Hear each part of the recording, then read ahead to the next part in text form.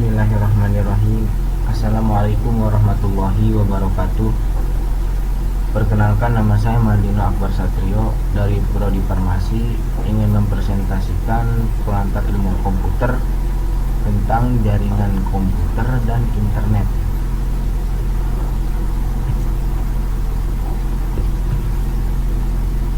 Capaian pembelajaran mengenai jaringan komputer dan internet, yaitu capaian pembelajarannya adalah mahasiswa mampu memahami tentang apa itu jaringan, jenis-jenis jaringan, manfaat jaringan, dan lain-lain.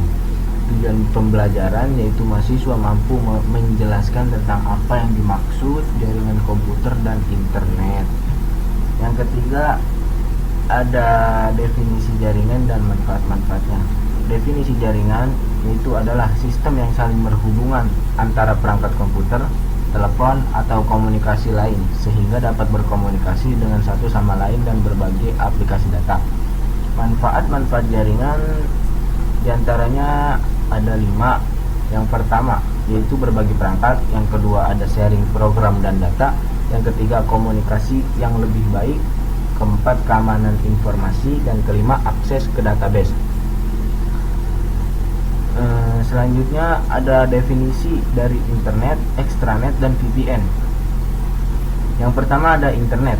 Definisi internet adalah jaringan pribadi internal organisasi yang menggunakan infrastruktur dan standar dari internet dan web.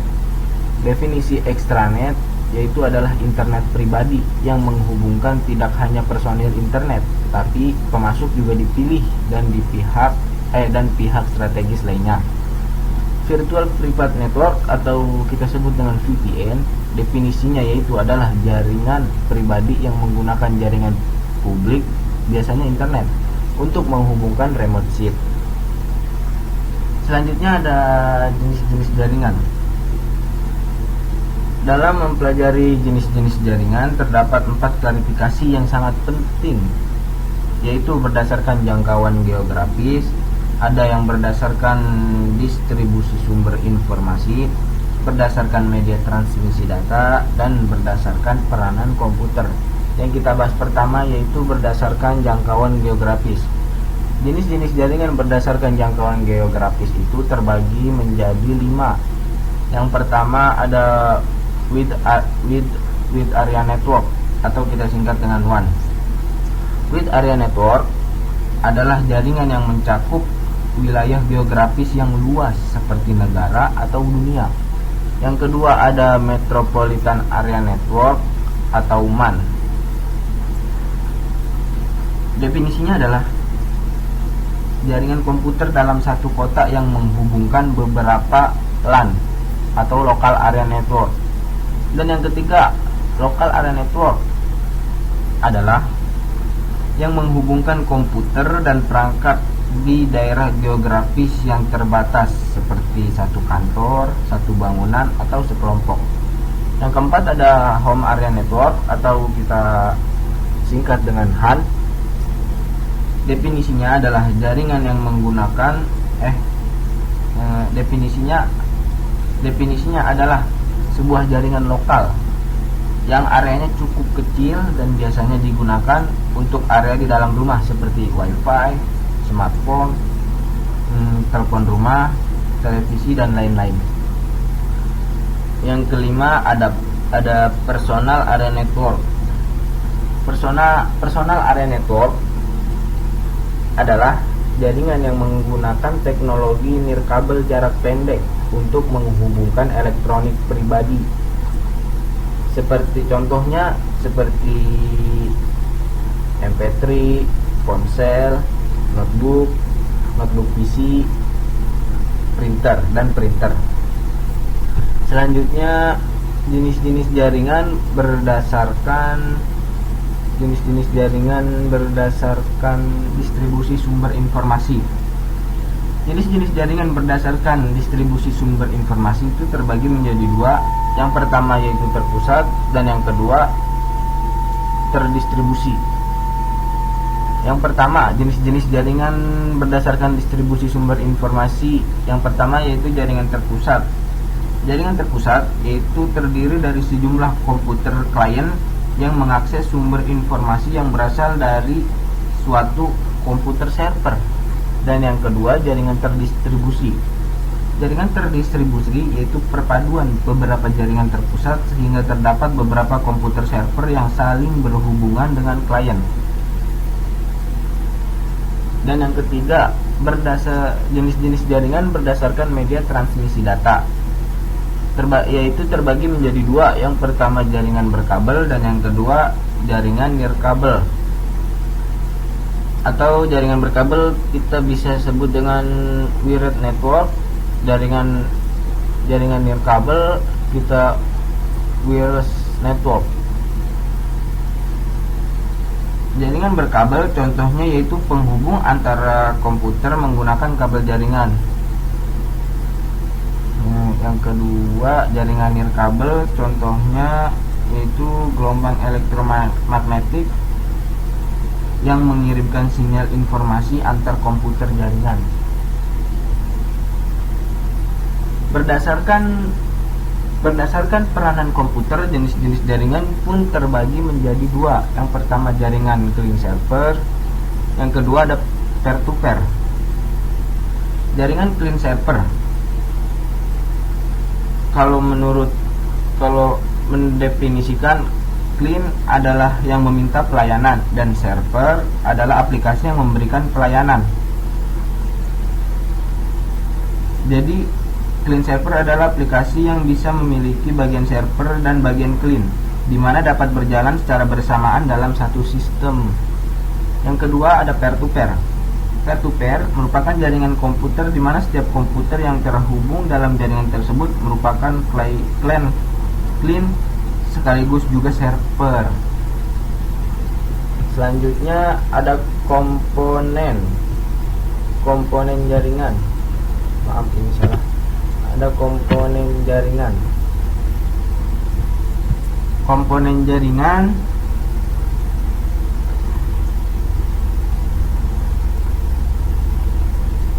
Komponen jaringan adalah bagian utama untuk menginstal software untuk membantu dalam membangun jaringan komputer.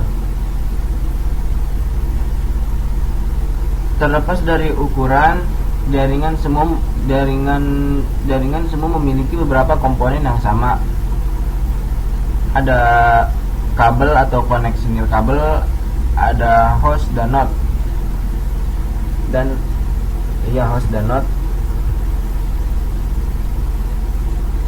ada host dan node. Koneksi kabel atau koneksi nirkabel terbagi menjadi dua, koneksi kabel, yang kedua koneksi nirkabel. Dan host dan node yaitu host adalah komputer pusat yang mengontrol jaringan, dan node adalah perangkat yang terpasang ke jaringan, misalnya mikrokomputer, terminal, perangkat penyimpanan, dan printer. Contoh komponen jaringan kabel atau nirkabel. Contoh komponen jaringan kabel yaitu seperti twisted pair, kabel koaksial atau kabel serat optik. Koneksi ini contoh komponen jaringan nirkabel yaitu inframerah, microwave seperti Bluetooth.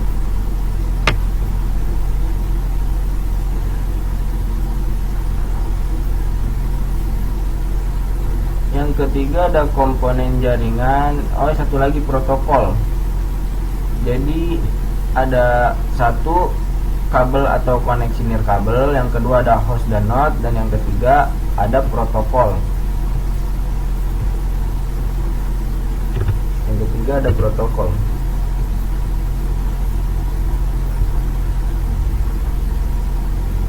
Fungsi dari protokol yaitu diantaranya satu, seperangkat konversi yang mengatur pertukaran data antara perangkat keras dengan perangkat lunak dalam jaringan komunikasi. Dua, mengirim data menerima perangkat harus mengikuti set protokol. Dan yang ketiga, membawa 4 jenis informasi yaitu alamat pengirim, alamat penerima, informasi paket yang rusak, dan jumlah paket individual. Selanjutnya ada topologi jaringan. Topologi jaringan adalah hal yang menjelaskan hubungan geometris antara unsur-unsur dasar penyusunan jaringan. Topologi jaringan ini terbagi menjadi 8 kategori utama. Yang pertama yaitu ada topologi star. Topologi star adalah suatu metode atau cara untuk menghubungkan dua atau lebih komputer dengan jaringan yang berbentuk bintang atau star. Kelebihan dari topologi star, yang pertama bersifat fleksibel. Yang pertama yaitu bersifat fleksibel. Dan yang kedua, keamanan data yang tinggi. Yang ketiga, mudah dalam mendeteksi kerusakan pada jaringan. Bagaimana ada kelebihan, pasti ada kekurangan atau kelemahan. Dan kelemahan dari topologi star atau bintang ada 3, diantaranya ada 3, yakni yang pertama menggunakan biaya yang cukup mahal, yang kedua jumlah terminal yang terbatas, dan yang ketiga jumlah terminal ini ada 2, menggunakan biaya yang cukup mahal dan jumlah terminal yang terbatas. Selanjutnya ada topologi ring. Topologi ring adalah sebuah tipe topologi jaringan yang setiap simpulnya terhubung dengan 2 simpul lainnya di dalam jaringan, dan simpul pertama dan terakhir saling berhubungan satu dengan yang lainnya membentuk sebuah cincin. Kelebihan topologi ring ada 4. Yang pertama yaitu biaya instalasi cukup murah, 2 mudah untuk dipasang, 3 mudah untuk melakukan konfigurasi ulang dan instalasi perangkat baru, dan yang ketiga tidak akan terjadi tabrakan pengiriman data atau collision. Dan kelemahan topologi ring diantaranya ada 3. Yang pertama, jika terjadi kesalahan pada suatu node akan berakibat terganggunya semua jaringan tersebut. Yang kedua, konfigurasi jaringan ini lebih susah daripada topologi star. Dan yang ketiga, kinerja komunikasi dalam jaringan bergantung dari jumlah titik atau node yang ada pada jaringan tersebut. Selanjutnya yang ketiga, ada topologi bus. Topologi bus adalah topologi jaringan komputer yang menggunakan kabel tunggal untuk media transfer. Kelebihan topologi bus diantaranya ada 3. Yang pertama, desain jaringan topologi ini seperti interior bus sehingga layoutnya lebih sederhana. Yang kedua, jenis topologi bus ini juga mudah dikembangkan. Yang ketiga, dalam pemakaiannya topologi bus ini hemat kabel. Kelemahan topologi bus diantaranya ada 3. Yang pertama, topologi jaringan ini juga dianggap lebih sulit memasangnya mungkin, sehingga memerlukan penanganan khusus dari para ahli. Yang kedua, ketika jalur utama dalam masalah akan membuat perangkat lain lumpuh dan rusak. Dan yang ketiga, jika ada satu klien yang membutuhkan akses data cepat, itu dapat membuat kecepatan perangkat lain terpengaruh. Yang keempat, ada topologi mesh. Topologi mesh merupakan sebuah jaringan komputer yang mana untuk bentuk koneksi antara perangkat komputer akan saling berhubungan secara langsung pada satu jaringan. Kelebihan dari topologi mesh diantaranya ada 3. Yang pertama, mendeteksi kesalahan jaringan pada waktu yang lebih cepat. Yang kedua, dapat ditingkatkan sesuai kebutuhan. Yang ketiga, tidak berpengaruh pada komputer lain ketika ada gangguan jaringan. Dan kelemahan dari topologi mesh diantaranya juga ada 3. Yang pertama, instalasinya rumit. Yang kedua, biaya yang dikeluarkan lebih banyak, mungkin kabel yang dikeluarkan pun lebih banyak. Yang ketiga, tidak bisa digunakan dalam sehari-hari karena topologi ini memiliki jaringan yang tidak praktis. Dan yang kelima, ada topologi tree. Topologi tree adalah gabungan dari topologi star dengan topologi bus. Kelebihan topologi tree Satu, memiliki jaringan yang lebih besar. Dua, mempunyai akses segera. Dan ketiga, memiliki manajemen data yang baik. Kelemahan topologi tree diantaranya pun ada 3. Yang pertama, dapat melumpuhkan semua jaringan apabila terjadi kegagalan utama pada data kabel trunk. Yang kedua, pengelolaan tergolong sulit. Dan yang ketiga, biaya yang lebih banyak.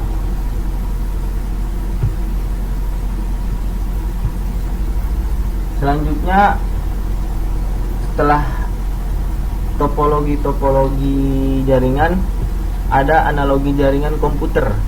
Analogi jaringan komputer merupakan upaya untuk menggambarkan bagaimana jaringan itu, entah internet ataupun komputer, itu dapat berjalan dan berhubungan antara satu dengan lainnya. Di bawah ini ada gambar analogi jaringan komputer. Yang sebelah kiri melalui tradisional, yang sebelah kiri tradisional, yang sebelah kanan ada jaringan. Analogi yang tradisional, surat. Nah, di sini disejajarkan surat sama dengan data atau informasi. Surat yang akan dikirim akan dimasukkan ke dalam amplop, dan amplop diibaratkan jika dengan jaringan komputer sama dengan protokol. Dan setelah surat dimasukin ke amplop, lalu ditaruh di kotak surat. Dan kotak surat ini diibaratkan dengan klen menurut jaringan komputernya. Jika sudah di kotak surat, maka akan diantar ke kantor pos. Kantor pos ini diibaratkan dengan server menurut jaringan komputernya. Dan yang terakhir, kantor pos pun jalan mengantar surat tersebut, tetapi melalui jaringan ini, jika analogi jaringan, yang jalan jaringannya. Kurang lebih begitu. Yang seterusnya ada mode transmisi jaringan. Mode transmisi jaringan adalah beberapa mekanisme transfer data antara dua perangkat yang terhubung dalam satu jaringan. Mode transmisi jaringan juga terbagi menjadi 3. Yang pertama yaitu simplex. Simplex yaitu transmisi yang hanya dilakukan satu arah saja. Mungkin contohnya seperti televisi remote dengan televisi atau keyboard dengan monitor. Mungkin contohnya seperti itu. Yang kedua ada half duplex, yaitu transmisi yang dapat dilakukan dengan 2 arah tetapi tidak dalam waktu yang sama. Yang ketiga ada full duplex, yaitu transmisi yang dapat dilakukan dengan 2 arah dalam waktu yang sama. Dan selanjutnya ada protocols. Protokol jaringan komputer adalah aturan yang ada dalam sebuah jaringan komputer yang harus ditaati oleh pihak pengirim dan penerima agar dapat saling berkomunikasi dan bertukar informasi meskipun memiliki sistem yang berbeda. Dan di bawah adalah contoh bekerja protokol. Yang sebelah kiri protokol pada komunikasi manusia, dan sebelah kanan protokol pada jaringan komputer. Mungkin cukup sekian presentasi dari saya. Kurang lebihnya mohon maaf. Akhirul kalam, wabillahi taufiq wal hidayah. Wassalamualaikum warahmatullahi wabarakatuh.